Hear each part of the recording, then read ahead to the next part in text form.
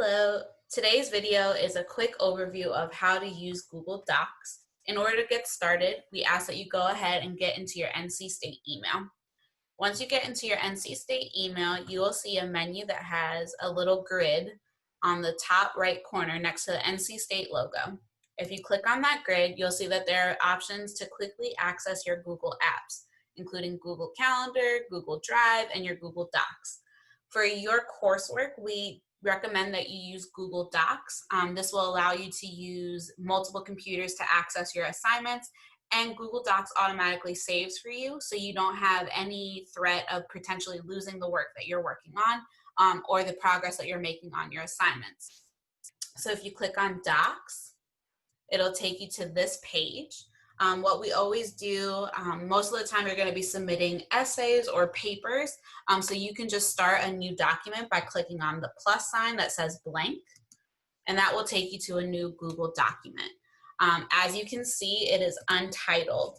It is very important that you accurately title your documents so that you are able to easily find them or access them.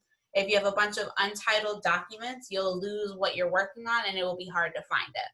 So what I'm going to do today is just title this Taylor Mercado Example Google Doc.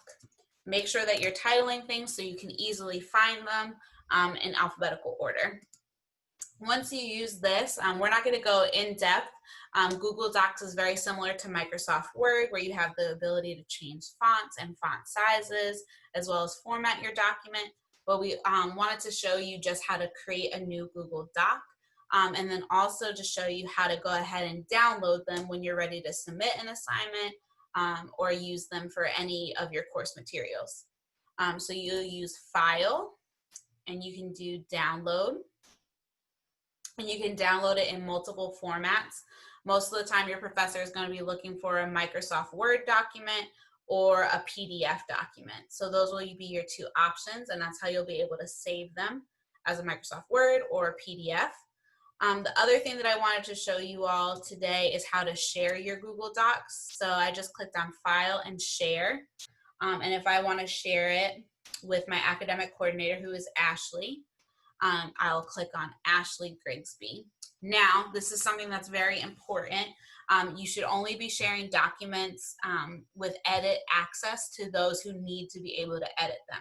So for instance, if you're working on a group project with some of your classmates, it's okay that it will say editor here. If you're sharing Google documents with any of your academic coordinators or with your professors, you can change it to viewer.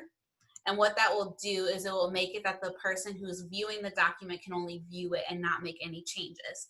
This is very important in terms of academic integrity, so make sure that you take note of that. So once again, if I want to share it with somebody but they don't need to have edit access, I can always toggle this back to the viewer view, and they'll only be able to view it. And then if I hit send, it'll go to their email and they'll be able to view the Google document.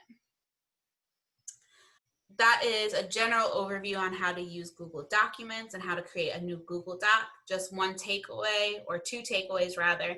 Make sure that you're titling it something that will be useful, that you can use and can easily find.